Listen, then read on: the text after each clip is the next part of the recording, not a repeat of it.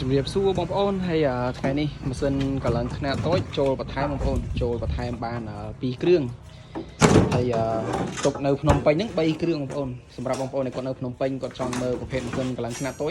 គាត់អាចមើលផ្ទាល់នៅនឹងបានបងប្អូនឬក៏បងប្អូនដែលគាត់នៅឆ្ងាយគាត់ចង់ឲ្យដាក់ផ្ញើឲ្យក៏ដាក់ឲ្យបានបងប្អូនដាក់ផ្ញើជូនគ្រប់ខេត្តក្រុងហើយចំពោះប្រភេទម៉ាស៊ីនកម្លាំងខ្នាតតូចនេះតែបងប្អូនដែលគាត់មានតម្រូវការគាត់ចង់យកទៅកម្លាំងគ្រឿងខ្លួនគាត់គាត់អាចមើលបានជាមួយនឹងប្រភេទខ្នាតតូចនៃពួកខ្នាតតូចនេះយើងយកទៅប្រើមកស្រួលបងប្អូនសម្រាប់បងប្អូនដែលគាត់អត់ដែរកាន់ម៉ាស៊ីនកម្លាំងក៏គាត់អាចយកប្រភេទខ្នាតតូចនេះទៅរៀនបានបងប្អូនពួកការប្រើប្រាស់អីអត់មាននិយាយអត់ទៅស្មុគស្មាញទេបងប្អូនអញ្ចឹងប្រើស្រួលហើយបងប្អូនយកទៅមានចម្ងល់ចង់សួរខ្ញុំអីអាច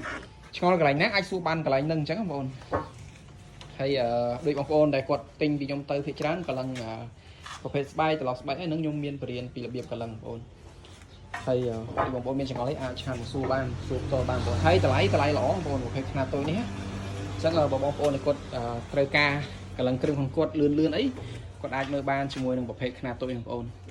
ហើយបើសិនជាបងប្អូនចាប់អារម្មណ៍ប្រភេទខ្នាតធំចង់បានយកទៅកម្លាំងគ្រឿងម៉ូតូចង់ពត់កង់ម៉ូតូផុតអីគាត់អាចមើលបានជាមួយនឹងប្រភេទខ្នាតធំនេះបងប្អូននេះខ្នាតធំនេះក៏តម្លៃល្អដែរបងប្អូន